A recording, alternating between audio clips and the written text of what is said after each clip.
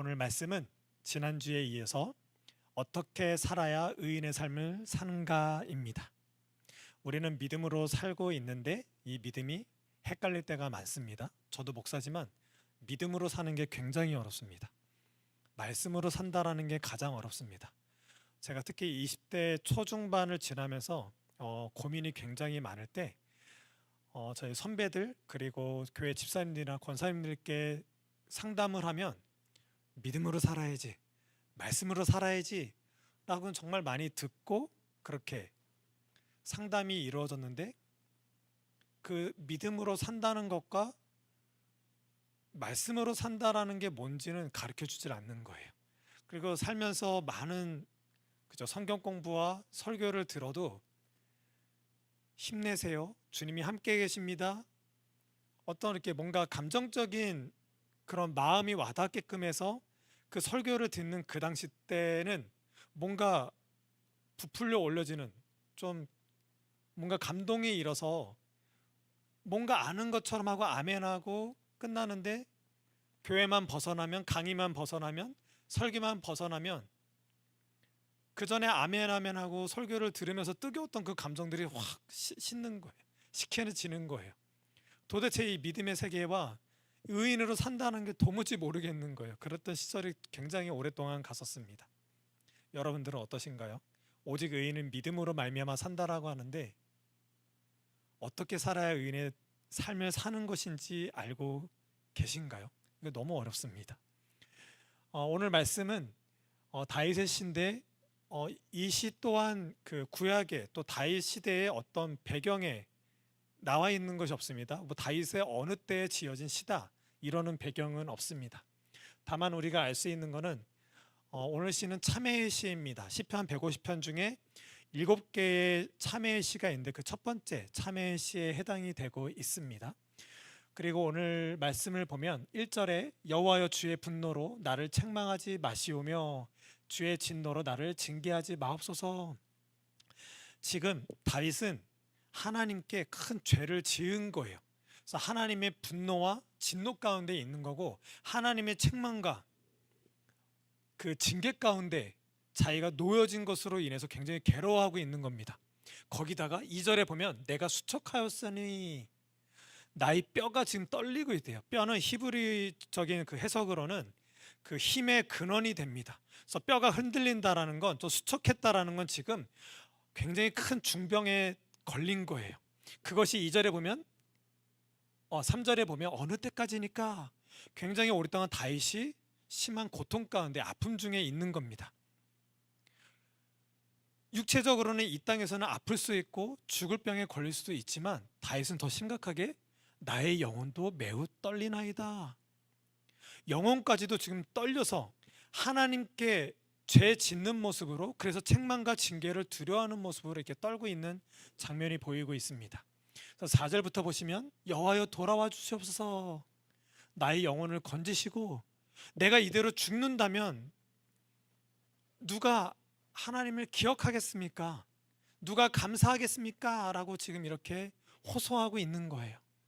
내가 밤마다 눈물로 지금 탄식하고 있습니다. 나를 구원하여 주시옵소서라고 이렇게 말하고 있습니다.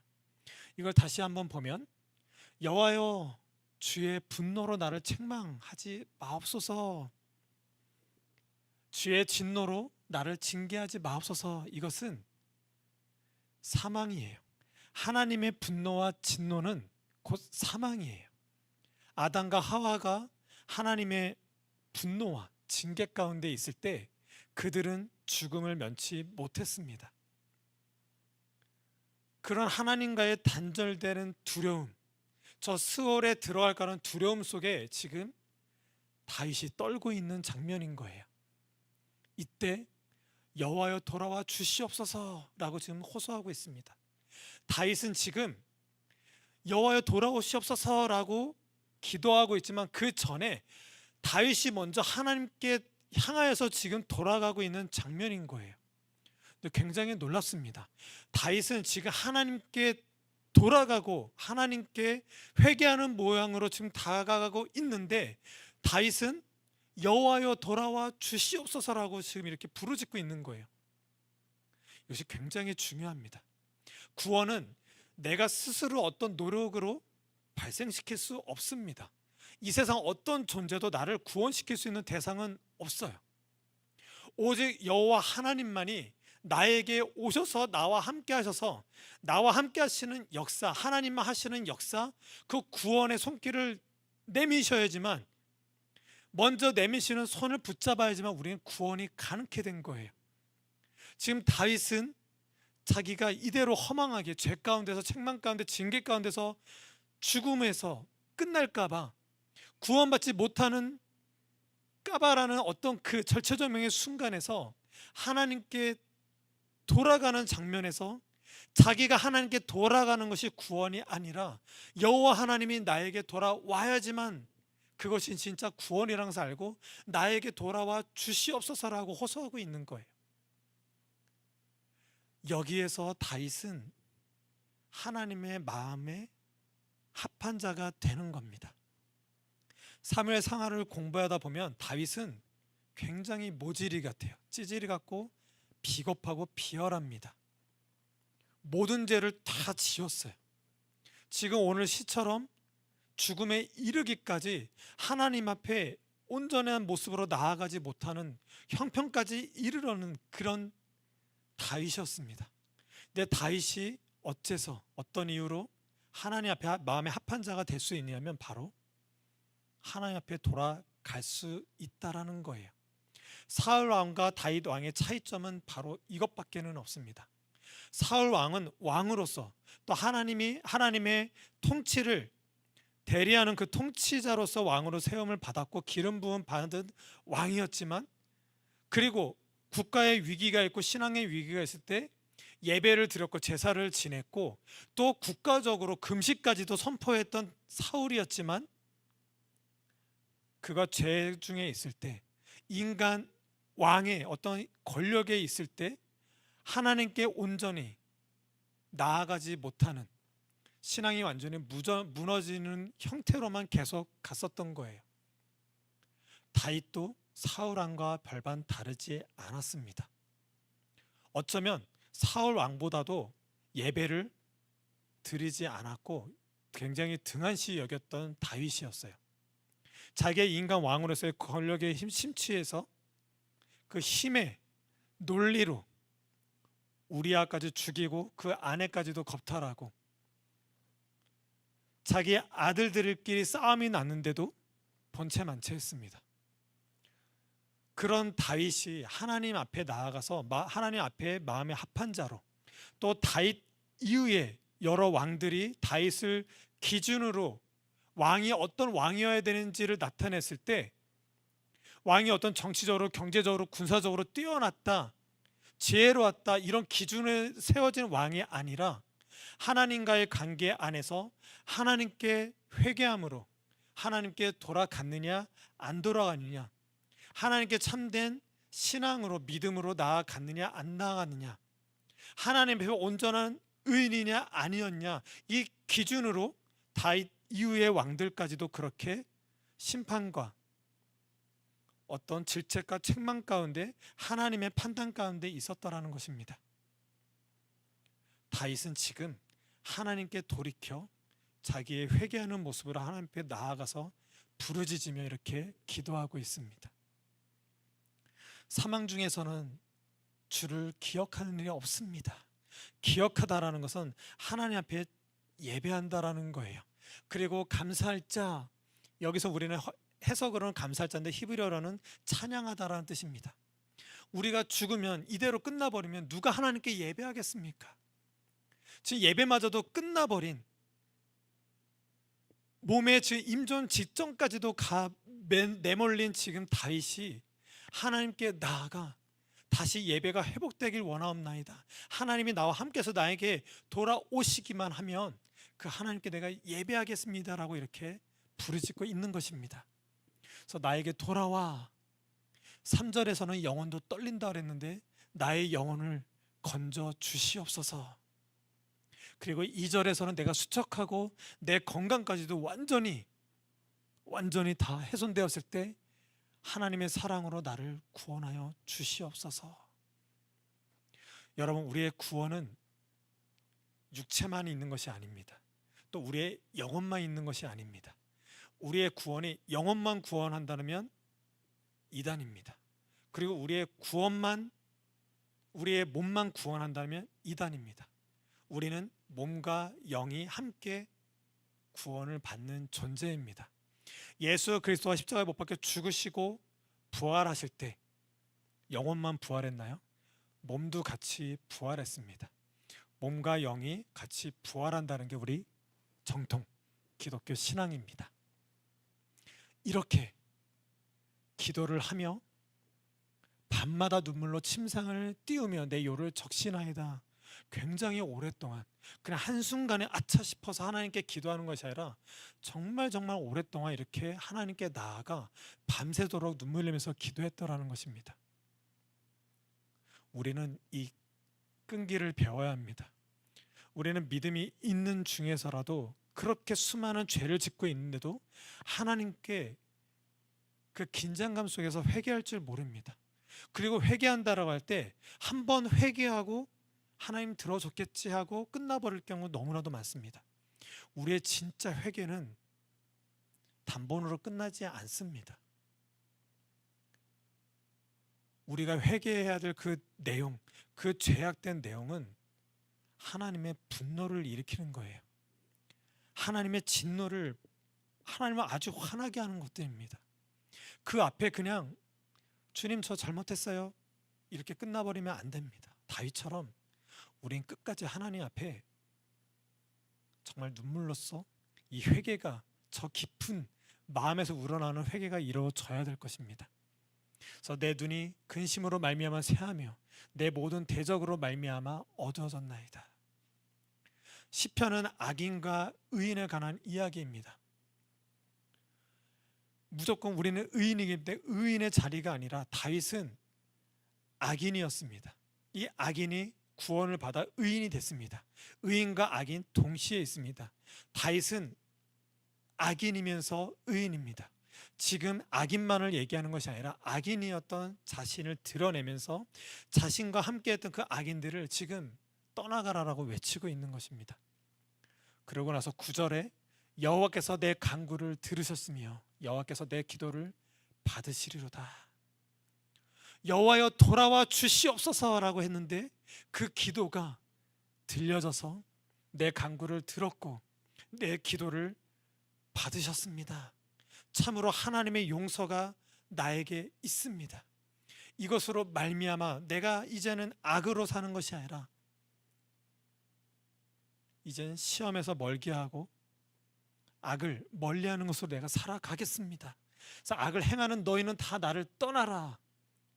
다윗이 저질렀던 자기의 악을 지금 떠나게끔 하나님 앞에서 결단하고 선포하고 있는 것입니다. 여호와께서 내 울음소리를 들으셨도다. 내 모든 원수들이 부끄러움을 당하고 심히 떨미어. 아까까지만 해도 다윗이 모든 것이 떨리고 뼈도 떨리고 영혼까지 떨렸는데 이제는 하나님 앞에서 회복받은 그가 이제는 그 악이 떨어서 자기를 떠나가고 자기를 공격하고 압제하고 압박하고 있는 것들을 오히려 떨게 되었구나라고 영적인 눈이 띄어지기 시작하는 것입니다. 그래서 갑자기 부끄러워 물러가리로다. 오늘 참회이시 다윗이 이렇게 하나님 앞에 분노와 징계의 대상이었던 다윗이 회개하고 있습니다. 회개는 내가 하나님께 잘못을 했다 그래서 회개가 되는 것이 아닙니다.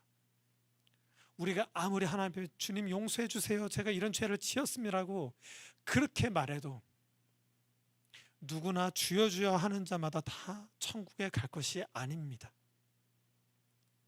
오직 하나님이 우리에게 와 주셔서 우리와 함께 하시는 역사, 그 구원의 역사, 하나님께서 우리를 구원하셔야지만 구원이 발생이 되는 것입니다. 그 의미를 깨닫고 내게 와 주시옵소서, 오셔서 구원하시는 그 손길로 말미암아 내 기도를 들어주셔야지만 내가 참으로 하나님 앞에서 의인이 될 수 있습니다. 이것이 바로 진정한 회개가 되는 것입니다. 어떻게 살아야 의인의 삶이 되는가? 회개입니다. 우리는 그동안 시편 1편에서 의인의 길과 악인의 길에 대해서 봤습니다. 그리고 3편과 4편은 아침 시이고 저녁 시였습니다.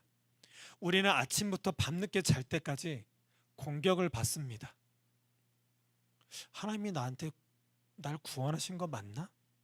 그리고 여러 사람들도 너 구원받은 거 맞아? 이래요. 또 우리 공동체 안에서 우리 안에 무슨 선할 게 날 게 있어? 라고 의심을 하거나 또 우리 공동체를 향해서 니네 구원받은 거 맞아? 라고 공격을 받을 때가 있습니다. 제가 그럴 때가 있어요. 우리는 개척했고 몇 명 안 되는 인물이지만 굉장히 속상하고 화가 날 때는 우리가 부흥을 제대로 못하고 여전히 다른 공간들을 전전긍긍하면서 예배를 드린다고 했을 때 과연 하나님의 역사가 있을까라고 의문을 던지는 목사들까지도 있어요. 굉장히 화가 나는 겁니다. 하나님은 그런 것을 판단하지 않는데 오히려 이 땅의 삶의 방식의 요구에 떨어진 채로 이 땅의 시각으로 교회를 바라보고 있는 그들이 있습니다. 우리는 결코 세상의 눈으로 예배한 적이 없습니다. 그렇게 세상과 또 우리 내부 안에서 하나님께 대한 믿음에 대해서 의심이 있을 때 3편과 4편은 나는 의인이다. 오직 구원은 여호와께 있사오니 이 믿음으로 말미암아 의인됨으로 있다라는 그 존재됨을 분명히 밝히고 있습니다. 그리고 지난주와 이번 주 아침시와 또 밤시입니다. 지난주에도 어떻게 해야 의인된 삶을 사는가였어요. 지난주의 결론은 놀이터였습니다. 어떤 아이가 놀이터에서 놀고 있습니다. 땅 따먹기를 하면서 또 딱지치기를 하면서 또 자기 혼자 노는 게 아니라 여러 친구들과 놀면서 그렇게 놀이터 생활을 하고 있습니다. 땅 따먹기 하고 딱지치기 하면서 아이들과 경쟁적으로 살고 치열하게 그렇게 뭔가 얻으려고 살고 있습니다. 또 자기 혼자 노는 게 아니라 이 친구 저 친구 또 이런 친구는 좋고 저런 친구만 좋고 여러 인간관계 가운데 살고 있습니다. 그 아이는 그 놀이터가 실존이었던 거죠. 하지만 때가 돼서 저녁 때 저 멀리서 음성이 들립니다. 애야 밥 먹어라. 그 음성을 듣고 이 아이는 알았어요 엄마 하고 집으로 갑니다. 엄마가 맛있는 밥을 해주고 좋은 옷을 새로운 옷을 깨끗한 옷을 입혀주십니다. 그 아이는 엄마의 품속에서 편안히 있다가 다음날 또 놀이터로 갑니다. 이 아이의 어제의 놀이터와 지금의 놀이터는 분명 다를 거예요. 어제는 놀이터가 진짜 자기의 실존이고 거기서 경쟁해야 되고 인간관계를 쌓아야 되고 거기서 땅 따먹기 하다가 땅을 잃어버리거나 딱지치기 하다가 딱지를 다 잃어버리면 마치 자기는 잘못 사는 것 같고 안 좋은 삶을 사는 것 같고 자기 혼자 놀게 된다면 또 다른 친구들이 없다면 인간관계에 허물어져 있는 그는 우울증에 걸릴 수도 있을 거예요. 하지만 엄마가 맛있는 밥을 지어주고 엄마의 집에 있는 그 평안한 잠을 잤던 그 경험이 있는 아이는 그 놀이터에 갔을 때 어제랑은 전혀 다른 가치관으로 시각으로 그 놀이터에서 놀 거예요. 땅 따먹기를 하다가 땅을 잃어도 딱지치기를 하다가 딱지를 다 잃어도 아니면 정말 많은 땅을 얻거나 딱지를 많이 얻어도 또 많은 친구들이 있든 많은 친구들이 없든 다 상관이 없더라는 거예요. 진짜 집은 엄마가 있는 집이니까. 하우스와 집, 우리는 건물이나 어떤 저 천국, 하나님 나라, 어떤 공간적인 게 우리의 소유가 아니라 우리의 진짜 하나님 나라는 하나님이에요. 그 아이에게는 엄마가 진짜고 그것이 집인 것처럼 우리도 저 천국 하나님 나라는 어떤 공간이 우리가 소망해야 될 것이 아니라 하나님 자체라는 거예요. 왜? 하나님은 우리로 우리 자체를 보시니까 우리의 무엇을 가졌고 안 가졌고, 우리가 무엇을 누렸고 안 누렸고, 잘났고 못났고가 아니라 우리 자체를 원하시는 것처럼 우리도 하나님을 알아본다라면 하나님 자체를 알아본다라는 거예요. 그것이 첫 번째, 의인은 무엇으로 사는가? 어떻게 살아야 의인인가? 우리는 이 놀이터와 같은 경쟁 가운데 살 수밖에 없지만 이곳에 오신 예수 그리스도를 통해서 하나님을 보는 거예요. 하나님 아버지가 어떤 분인지를 알아보는 것, 그것이 천국이요 하나님 나라라는 것입니다. 그래서 하나님을 알아본 우리는 이 땅에서 세상 사람들과 똑같이 경쟁 속에 살아야 돼요.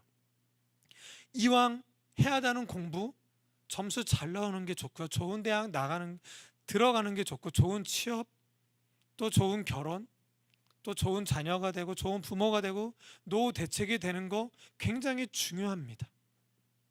세상 사람들과 똑같이 우린 살아야 돼요. 하지만 하나님을 믿었다라는 이유로 세상 사람보다 더 영향력 있는 사람, 더 공부 잘하는 사람, 전문직에 있는 사람, 좀 더 뛰어난 사람이 되어서 이 영향력으로 이 세상 사람들에게 나아가는 것, 이것이 믿음은 아니라는 것입니다. 그리고 내가 저 세상 사람들보다 영향력이 없고 못났고 돈도 없고 건강하지 못하더라도, 내가 너무나 낮아지고 내 주변에 아무것도 없다고 하더라도 그것이 믿음이 없는 게 아니라는 거예요. 우리는 내가 못났고 가진 것이 없고 가난하거나 여러 가지 못하는 게 많으면 내 믿음마저도 의심하는 경우가 굉장히 많습니다. 나의 상황, 나의 어떠한 상황 가운데서 하나님은 나와 항상 함께 하셔서 나를 바라보는 시각은 전혀 변함이 없는데도 그 하나님을 바라보지 못한 채 나는 세상과 나를 비교하면서 낮아지고 연약한 내 모습만 보고 내가 믿음이 없는 사람인 것이냐, 그렇게 나를 주눅드는 모습으로 나아간다라는 거예요. 굉장히 옳지 않습니다. 하나님의 시각에서 영향력이 있는 사람으로 나아가는 것이 믿음이 아니고요, 또 영향력 있는 사람이 아니더라도 그게 믿음이 아닌 게 아닌 것입니다. 우리의 믿음은 오직 하나님과 함께 있는 그 하나님과의 1:1 관계 안에서 증명되는 것이지, 세상의 어떤 심판이다, 어떤 판단되는 것들, 비교되는 것으로 나의 믿음을 훼손시키면 안 되는 것입니다. 그것이 의인의 삶이요, 그것이 이 놀이터와 같은 경쟁 속에 있는 우리의 삶인 거예요. 무엇이 증명되어지고 세상에 뭔가 뛰어난 것으로 의인됨으로 증명해내는 것이 아닙니다. 이미 의인됨의 증명은 십자가 부활 생명으로 하셨어요. 여러분 다 아시다시피 제 설교는 적용이 없습니다. 왜냐하면 우리의 모든 적용은 다 십자가 부활 생명으로 하셨어요. 우리는 그걸 바라보고 그 증명된 십자가 부활 생명 안에서 내가 어떤 존재인지를 계속 확인하고 있는 거예요. 그것이 의인의 삶입니다. 그것이 바로 지난주 아침의 시였어요. 오늘은 무엇일까요? 춘향전입니다. 우리 항해하는 교회는 몇 번 했는데, 복음서, 특히 성경에 말하고 있는 하나님을 믿는 사람들은 이 춘향전이 가장 정확해요. 춘향이가 그 동네에 이도령을 만나서 사랑을 나눴습니다.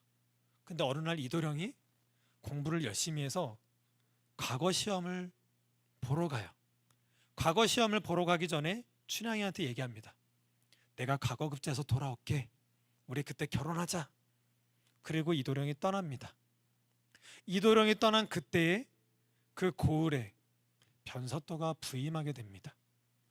그 변사또가 부임해서 춘향이를 보고 너무 아름다운 거예요. 그래서 내 수청을 들라 이러는데 춘향이가 거절합니다. 그래서 옥에 갇힙니다. 우리가 이와 같아요. 우리가 이 땅에 살 때 예수 그리스도가 우리에게 다가와 주십니다. 그래서 예수 그리스도의 십자가 부활 생명을 알아듣고 우리는 춘향이처럼 이도령이랑 사랑했던 것처럼 우리도 예수 그리스도와 함께 사랑의 관계가 맺어지게 됩니다. 근데 예수께서 십자가 못 박혀 죽으시고 부활하셔서 승천하셔서 하나님 우편 가운데 가셨습니다. 예수님은 약속하셨어요. 내가 다시 돌아올 거야.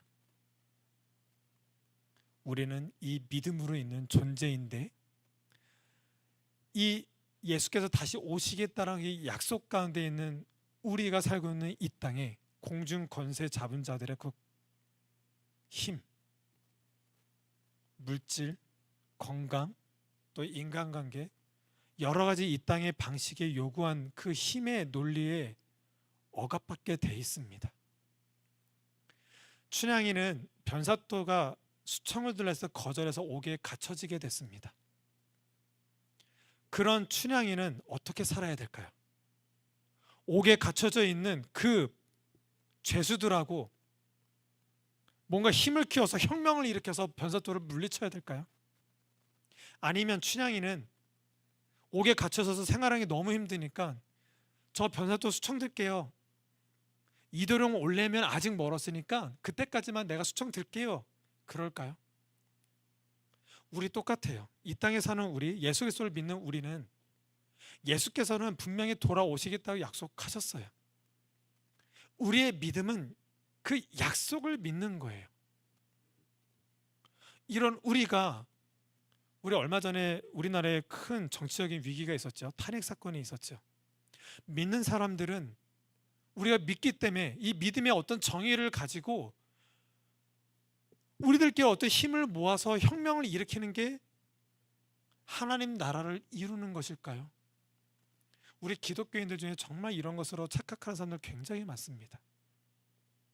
우리는 우파든 좌파든 어느 쪽에 있든 내가 우파 쪽에 있으면 좌파에 있는 사람들도 하나님의 구원을 받아야 될 대상으로 바라봐야 돼요. 내가 좌파에 있으면 우파 쪽에 있는 사람도 구원의 대상으로 봐야 돼요. 우리는 이 시각으로 정치적인 입장에서 하나님의 그 믿음 안에서 지혜롭게 있어야 되는 것이지, 하나님은 이런 분이기 때문에 우리가 이런 혁명적인 어떤 그런 모임을 가져서 주의 이름으로 나아갑시다, 올바르지 않습니다. 그러면 우리는 예수께서 돌아오신다는데 아무리 생각해도 예수께서 나중에 오실 것 같아. 그럼 오실 때까지 이 땅에서 주장하고 있는 그 힘의 논리, 이 세상 방식의 요구에 떨어진 채로 살아가야 될까요? 춘향이가 변사또에게 수청을 두는 모습으로 살아가는 게 맞을까요? 그러지 않더라는 것입니다. 이도령이가 과거부터 갔다 오겠다고 약속한 것처럼 예수 그리스도께서는 하나님 우편 가운데서 하나님의 때에 다시 오시겠다고 약속을 하셨어요. 십자가 부활 생명을 믿는 믿음으로 말미암아 우리는 의인이 되었습니다. 이 땅의 정치, 경제, 또 여러 관계의 문제, 또 교회의 문제, 국가와 세계의 문제, 이 전쟁과 자연재해의 문제, 내 개인의 문제의 해결은 오직 예수 그리스도가 오셔야지만, 그 완전한 언약의 성취가 있어야지만 끝이 나는 거고, 거기서 해결이 되고 자유케 되는 것입니다. 그것이 의인의 삶입니다. 시편 5편과 6편은 지금 그것을 이야기하고 있는 것입니다. 다윗은 자기가 하나님의 통치를 드러내는 인간 왕으로 기름 부음을 받았습니다. 자신의 인간 왕으로서의 삶이 아니라 하나님의 통치를 드러내는 왕이 돼야 되는, 참된 예배로 나아가는 왕이어야 되는데 완전히 무너진 거예요. 신앙마저도 무너졌고 지금 건강마저도 완전히 임종 직전까지로 내몰리는 그런 안타까운 삶 속에 놓여진 것입니다. 왜? 죄예요. 죽을 수밖에 없는 죄 가운데 있는 그가 하나님을 알아봤지만, 하나님의 통치를 드러내야 되는 왕이었지만 오히려 하나님을 의심하고 하나님이 없는 것처럼 하나님을 망각한 왕으로 전락해버린 것입니다. 춘향이가 변사또에게 수청드는 것처럼 다윗은 인간 왕의 그 권력이 심취한 채로 이 땅의 공중 권세 잡은 자에게 수청드는 모습으로 그렇게 하나님 앞에서 죄인된 모습으로 나아갔다는 것이에요. 그런 그가 사망에 죽기까지 이르러서 다시 하나님을 찾게 됩니다. 여호와여 돌아와 주시옵소서. 회개 가운데 있는 거예요. 의인은 이것밖에는 없습니다. 내가 의인이기 때문에 공부 잘하고 취업 잘하고 어떤 젊은 인력이 되고 영향력 있는 사람이 의인이 아니라 우리는 회개밖에 없어요. 저는 나름대로 꿈에 대해서, 비전에 대해서, 사명과 소명에 대해서는 다른 전문성이 있다라고 봅니다. 제가 사명과 꿈과 어떤 비전과 그런 꿈을 발견케 한다고 하더라도, 또 어떤 누군가 꿈을 꾼다고 하더라도 꿈 꿔봐야 죄인이에요. 꿈을 발견하고 사명 가운데 있다 하더라도 그 삶의 과정은 다 죄 짓는 것밖에 없어요. 악행을 저지르는 것 외에는 하는 게 없어요. 또 꿈을 이뤄봐야 죄인이에요. 우리 새롭게 해서잖아 많은 기독교 채널들 보면 그들을 비판하고자 하는 게 아니에요. 다 무엇을 했기 때문에, 하나님이 도와줬기 때문에, 하나님이 나와 함께 했기 때문에, 그렇게 힘든 과정 속에서 하나님이 함께해서 내가 이렇게 회복을 받고 이런 사람이 되었습니다라고 얘기하지만 다 죄져요. 죄인을 벗어날 수가 없어요. 그들이 어떤 무엇을 잃었다, 기독교님이 하나님이 도와줬기 때문에 이런 것들은 그냥 세상 사람들에게도 다 일어나는 것들이에요. 저는 정말 온전한 간증을 들어본 적이 없어요. 내가 아무리 영향력을 있어도, 내가 무엇을 잘하고 이뤘다 하더라도 이것이 믿음이 아닙니다. 내가 죽었다 깨어나고 귀신을 물러치게 하고 하나님께 정말 공을 들이고 헌금을 하고 무엇을 했더니 하나님이 나한테 이렇게 성취케 하셨습니다. 하지만 이것이 믿음은 아닙니다라고 간증한 사람 한 번도 본 적이 없어요. 또 반대로 내가 그렇게 열심히 살려고 했고 주님의 뜻을 위해서 하나님께 영광 올려드리기 위해서 그렇게 부단히 노력을 했고 이 땅에서 뭔가 나은 사람이 되려고 공부도 열심히 했고 대학도 가려고 노력했고 정말 많이 수없이 돈도 많이 벌려고 했지만 난 지금 아픕니다. 연약합니다. 괴롭습니다. 아무것도 이루어진 게 없습니다. 하지만 이런 나까지라도 위해서 찾아오신 예수 그리스도를 믿습니다. 이런 나까지라도 위해서 십자가 못 박혀 죽으시고 부활하신 예수는 믿습니다. 그 예수님이면 됩니다 라는 고백을 들어본 적이 없습니다. 우리의 간증은 그분 한 분만으로 답니다. 그래서 내가 이 땅에서 무엇으로 나음이 있다고 한들, 누구랑 비교해서 잘된 사람이 된들, 그것이 믿음이 아닌 것을, 그리고 누구보다 내가 미천하고 초라해도 초라해진 것이 믿음이 없는 것이 아니라 그런 중에서라도 찾아와시고 나를 위해서 십자가 못 박혀 죽으신 예수 그리스도와 나와 함께 했다면 나는 그것이 믿음인 것을 알고 있습니다. 다윗은 지금 그것을 노래하고 있는 것입니다. 그래서 그 가운데서 시험에 들게 하지 마시옵고 악에서 구하옵소서. 그래서 마지막에 악을 행하는 너희는 다 나를 떠나라. 의인된 나는 하나님으로 말미암아 이미 승리자가 되었어. 이 승리는 이 세상의 영향력으로 가는 것이 아니라 하나님 나를 구원한 그 구원의 승리가 나와 함께하기 때문에 이런 나를 너희는 나를 압제할 수 없고 구속할 수 없어. 여호와께서 나의 기도를 들으셨기 때문에, 나는 의인이기 때문에 내 원수들은 오히려 나를 통해서 부끄러움을 당할 거야 라고 외치고 선포하며 하나님의 영광과 하나님의 승리, 여호와 라파 치료하시고 여호와 니시 승리의 깃발을 드는 것으로 다윗이 이렇게 시편을 마무리합니다.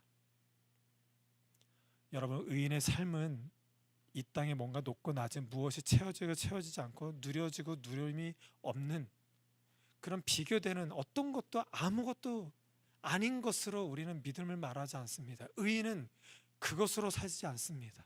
오직 의인은 믿음으로 말미암아 산다라는데, 믿었기 때문에 무엇이 주어지고 믿었기 때문에 뭔가 누릴 수 있는 이 땅의 것으로 생산되고 발생되고 뭔가 확보되고 확장되는 것으로 의인됨으로 삼지 않습니다. 오직 하나님이 나와 함께하고 있느냐, 함께하고 있는 하나님으로 이 놀이터와 같은 삶을 살고 있느냐, 하나님과 함께하겠다, 믿음으로 살겠다고 했지만 여전히 이 땅에서는 땅 따먹게 하고 딱지치게 하면서 경쟁 속에 있을 때, 하나님을 망각해버릴 수밖에 없는 죄인된 삶으로 살 수밖에 없을 때, 다시 오시겠다라는 그 약속된 예수 그리스도를 믿고 끊임없이 다윗처럼 그렇게 계속 회개하는 모습으로 내가 잠자리에 들 수 있느냐라는 거예요.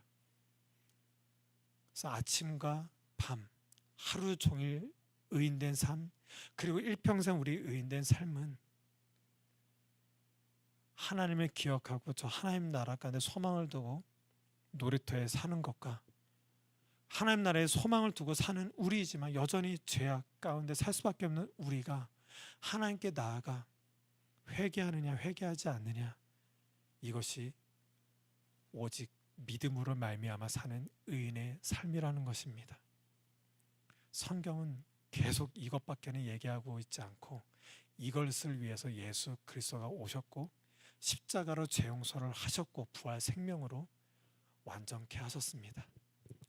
이 믿음으로만, 온전한 믿음으로만 신앙생활 하시는 여러분이 되시길 예수님의 이름으로 축복합니다. 기도하시겠습니다.